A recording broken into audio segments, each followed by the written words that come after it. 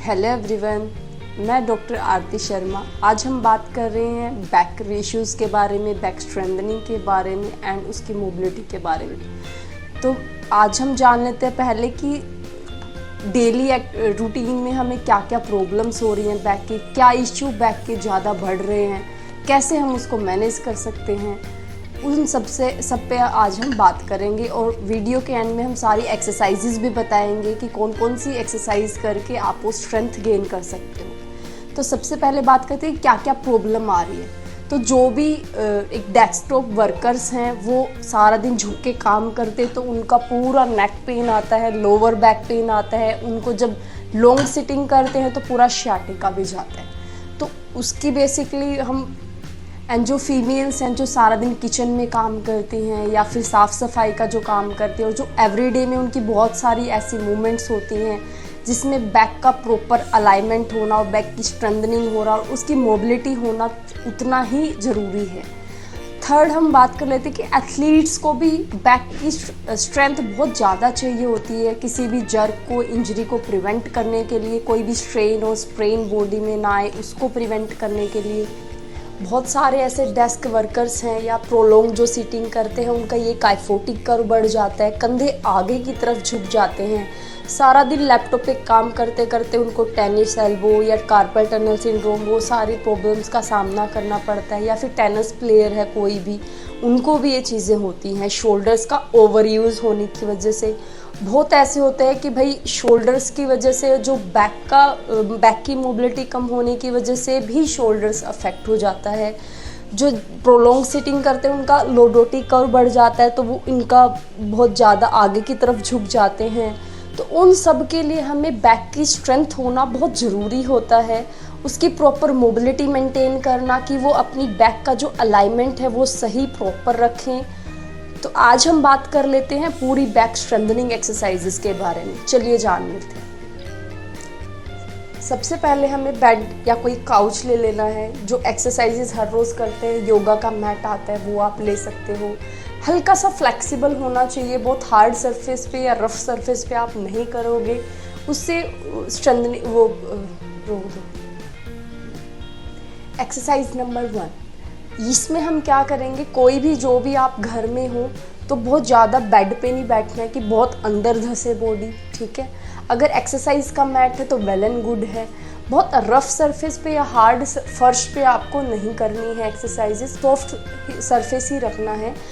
First exercise के लिए हमें ऐसे घुटनों पे बैठना है और एडियों को खुला करके पंजों को आपस में मिला के रखना है और धीरे धीरे बैठ जाना है, ठीक है। हमें अब क्या करना है, अपने दोनों नीज को थोड़ा सा वाइड करना है। हैंड को धीरे धीरे धीरे हम स्लाइड करेंगे, एकदम से ऐसे झरक की मूवमेंट नहीं करनी, सो दैट वो डिस्क वहाँ से प्रॉब्लम ना करे। डिस्क जिनको PIVD की प्रॉब्लम होती है उनको डिस्क इश्यूज स्टार्ट हो जाते हैं, या बहुत मोबिलिटी नहीं होती बॉडी में तो वो एक स्ट्रेन आ सकता है मस्कुलर। तो आपको स्लाइड करते हुए जाना है, ठीक है। हाथों को हम धीरे धीरे धीरे धीरे स्लाइड करेंगे। जिसका जितना जा रहा है प्रॉपर, जिसकी फ्लेक्सिबिलिटी अच्छी होती है उसका पूरा फोरहेड नीचे टच हो जाता है। जिसका नहीं हो पा रहा वो जितना हो रहा है वहाँ तक स्टॉप कर दे और उसको होल्ड करना है 15 to 20 सेकेंड। देन इसी स्ट्रेच को हम लेफ्ट राइट साइड भी जाएंगे, ठीक है। शोल्डर्स को हल्का सा डाउन करेंगे, राइट शोल्डर को, और यहाँ पे आपको पूरा लेटरल स्ट्रेच फील होगा। देन हम सेंटर में आ जाएंगे दोबारा से, उसको भी हमें 10 to 15 सेकेंड होल्ड रखना है। अभी हम 15 सेकेंड होल्ड करेंगे, पूरा बैक पे, ग्लूट्स पे और पूरा लैट्स आपको पूरा स्ट्रेच फील होगा। देन हम आ जाएंगे फिर लेफ्ट साइड। हमें स्लाइड करते हुए जाना है, ये आपको ध्यान रखना है।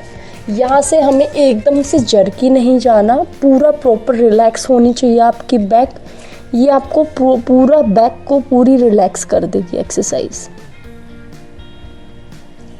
देन ऊपर आने के लिए आप धीरे धीरे धीरे आ जाओगे। एक्सरसाइज नंबर 2, इस एक्सरसाइज के लिए हमें उल्टा लेटना है, बिल्कुल रिलैक्स, ठीक है। इसमें हमें 2-3 बातों का ध्यान रखना है। हमें एक्सरसाइज एल्बो पे भी कर सकते हैं हैंड्स पे भी कर सकते हैं। बट अगर आपका लॉर्डोटिक कर्व बहुत ज़्यादा है या PIVD आपको है, डिस्क की प्रॉब्लम, डिस्क बल्जिंग है, तो आपको ओनली एल्बोज पे रहना है, ठीक है। हम शोल्डर लेवल से बिल्कुल साइड में एक लाइन ले लेंगे, तो आपको अपनी एल्बो को प्लेस करना है साइड में, बिल्कुल जैसे मैं कर रही हूँ, ठीक है। डेली रूटीन में हम हमारा जितनी भी एक्सरसाइजेज होती हैं, लाइक जो स्टूडेंट्स हैं पढ़ने का काम करते हैं, ऐसे झुक के वो पढ़ने का काम करते हैं, लिखने का काम करते हैं। ऑफिस डेस्क वर्कर जो होते हैं वो सारा दिन झुक कर रहते हैं। तो ओवरऑल मैं ये बोलना चाह रही हूँ कि जितनी भी मूवमेंट होती है हमारी, मोस्टली हम फ्लेक्शन में ही ज़्यादा रहते हैं। तो ये एक्सरसाइज नंबर 2 हमारी इसलिए इम्पोर्टेंट है कि एक्सटेंशन ऑफ द बैक भी हमारी हो जाए, जो प्रॉपर मोबिलिटी हमें प्रोवाइड करेगी। पोज, इसके लिए हमें उल्टा लेटना है, ठीक है। हाथों को बिल्कुल स्ट्रेट रखना है स्टार्टिंग में, फिर हम धीरे धीरे नेक को अप करेंगे। उसके बाद हम एल्बोज को साइड में शोल्डर के बिल्कुल डाउन हम लेके जाएंगे। ऐसे नहीं करना, ऐसे नहीं करना, बिल्कुल शोल्डर के डाउन, ये प्लेसमेंट रहेगी। दोनों शोल्डर्स को साथ में लेके आएंगे, नेक को अप करके, देन अपर बैक को up, then middle and then lower, ठीक है। इस एक्सरसाइज को हम सेकेंडली कर सकते हैं हैंड्स पे।